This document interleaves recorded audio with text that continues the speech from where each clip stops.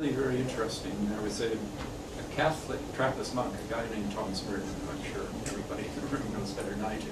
But he's a great friend of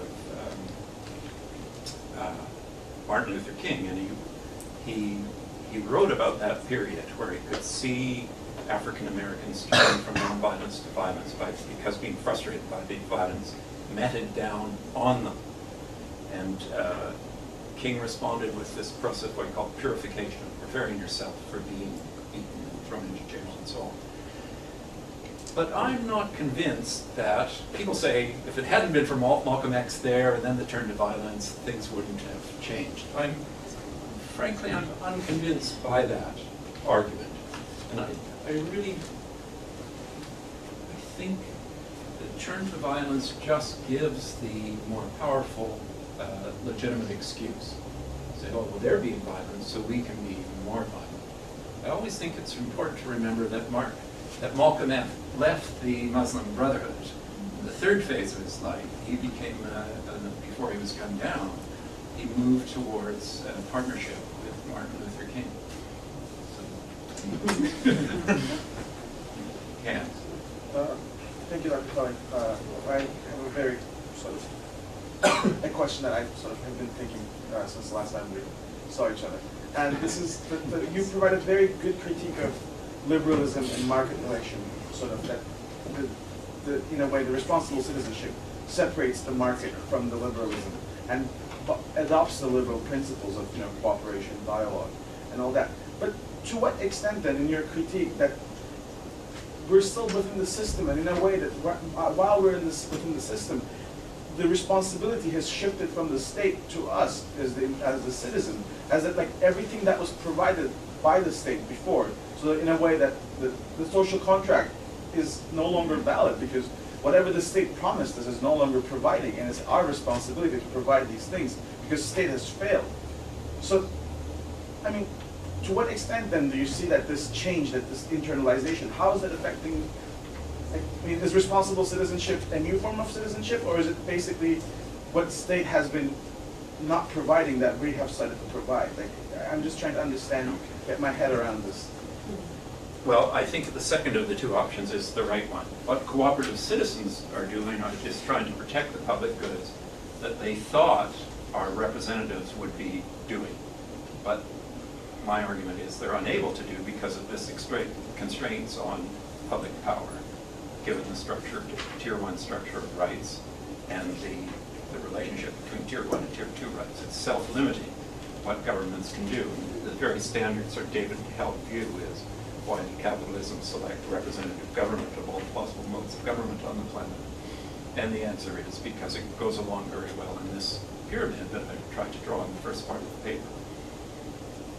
So especially when the government then moves to the right and neoliberal direction, it privatizes these powers and it ceases being even trying to deal with third tier rights with the four global problems. So then cooperative citizens fill the gap, that's true. And now it looks like I'm supporting neoliberalism by saying it's all right, the states don't have to do anything, these citizens are doing it. But what I'm saying is just the opposite, and that was really the answer to the first question here. You're only going to have a representative government and representatives that have the actual capacity and backing to pass very powerful legislation to correct the two Polanyi flaws in the institutional structure of modern citizenship. If there are an active democratic citizenry putting those people in power and holding them accountable, and we've lost that relationship between representation. We're sit on our hands citizens. That's what I mean by entitlement. We think, oh, the government has to do this now. It's in their constitution or something else. But the only thing that holds that government in place and gets it to act on public goods is that the citizens move them in that direction by being active cooperative citizens in their own lives, but also linking that cooperative power up into electing the right people and holding them accountable. If not, then our representatives get there and they're accountable to these powerful forces that are non-democratic and get their way. And what has happened is we've lost that connection between active citizens. Citizens maybe vote once every 5 years, but they vote just for the lowest taxes and so on. It's almost completely now self-interested structure of voting behavior. If you go back to here's, I'm going to sound very old-fashioned, Ken, but if you go back to the Regina Manifesto of the CCF in the 1930s, the idea there was you had all these co-ops and local unions across Canada. They would get together and elect a party and hold it accountable to do certain things that they couldn't quite do themselves or trying to do themselves, and put together that CCF just meant a federation or commonwealth of cooperatives that would have a federal arm. So they had an ideal, precisely what I talked about, linking together the people that follow Naomi Klein and the people that follow fight for proportional representation through the representative institutions. And that held on in Canada through to the late 60s. If you think of Pierre Trudeau's book, Canada and the French Canadians, the little article called The Practice and Theory of Federalism, if you look at what he talks about Canadian federalism, he says we should distribute power regionally around cooperatives and so on, build power up from the base. You look at Charles Taylor's response to that, the pattern of politics that came out a year later, same structure of argument. And then we all got lazy in the 60s and 70s and said, hey man, we've got a welfare state, we've got all this stuff in our Charter of Rights and Freedoms. We don't have to do anything as citizens. We don't have to be the change. We hire these guys who are in Ottawa. But unless they're held, it's the same problem with Obama in the States. He gets elected, all these people say it's going to do all these things. But the people that then elect him disappear. They don't mobilize when the forces of privatization push in the other direction. So it's the problem that we started off in the first question. It's not giving up on representative institutions, but trying to make the argument that representative institutions become effective if they're grounded in everyday civic activities of the citizens that elect them. So you try to link together two kinds of democracy, grassroots and representative. And our representatives, I think, are only representative if the people are active. Yes? Is that me? That is you. Okay, yes. thanks. Well, thanks a lot for a very stimulating conversation, for sure.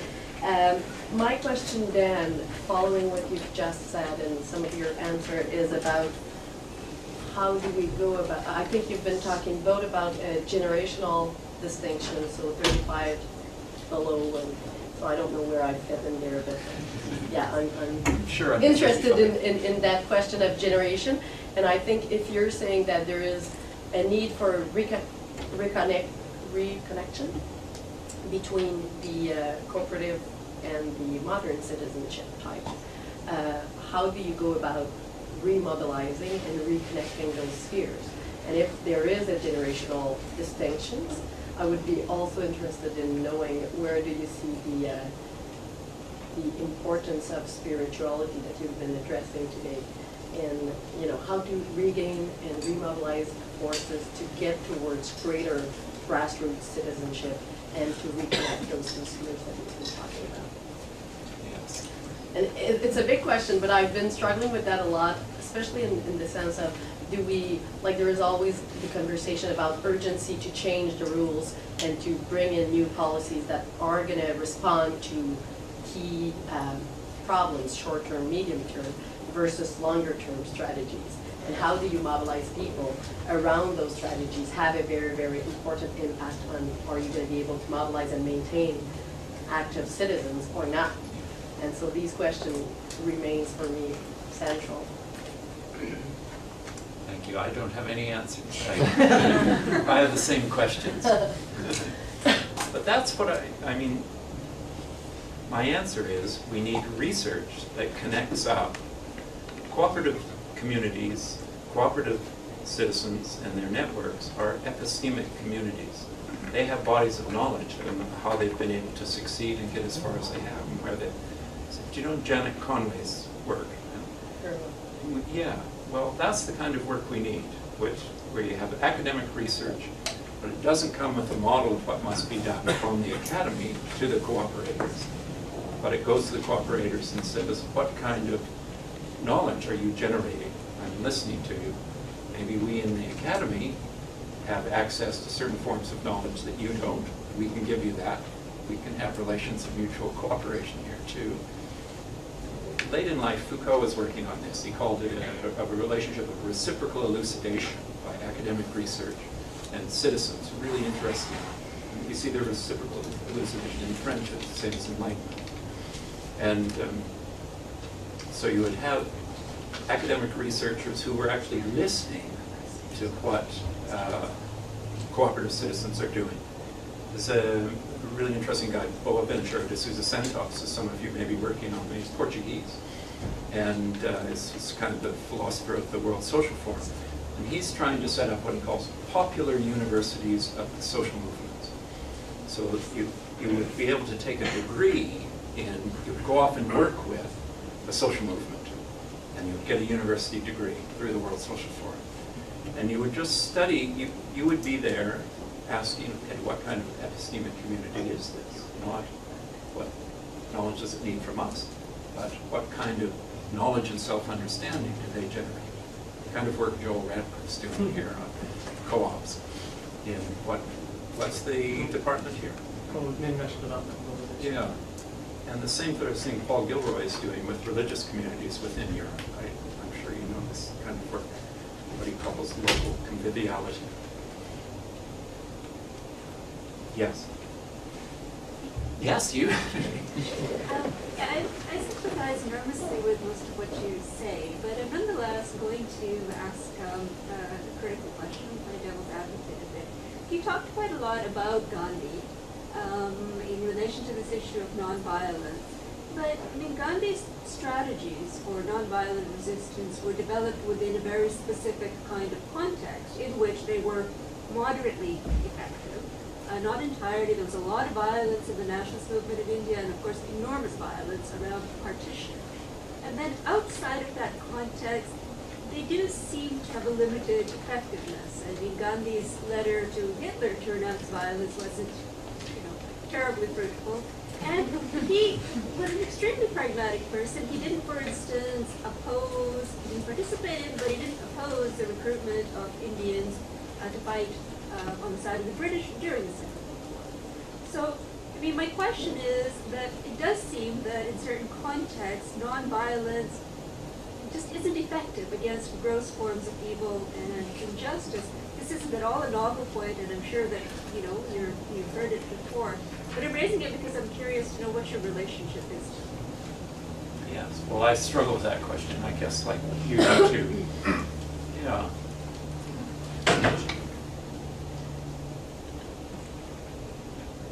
A number of ways that I could try to address that. If you think of Gandhi's letter to Hitler, the people who took it seriously were the Danes, and they nonviolently resisted occupation, and fewer Jews were killed under the Danish regime than any other regime in Europe. So we shouldn't be too quick to say this practice. If German citizens had been brought up trained in nonviolent ways of toppling unjust rulers, just simply by non-cooperating, Hitler would have never lasted for a week if there had been proper training in nonviolence rather than in violence. So we can think of all sorts of cases. Martin Luther King is a very different context. It was a minority, not a majority. There was violence around, as we mentioned, around the edges of King, but again, it was, as you say, moderately successful. The Velvet Revolution in Czechoslovakia was successful, almost all completely nonviolent. We have lots of examples of moderate successes of toppling of nonviolent regimes in the 20th century. So I think it's too early to say it's ineffective. I mean, just empirically, it's too early to say. If you look at the book by Ackerman and Duval called A Force More Powerful, they just run through all the nonviolent 20th century revolutions and kind of weigh them And their argument is it's actually successful. And how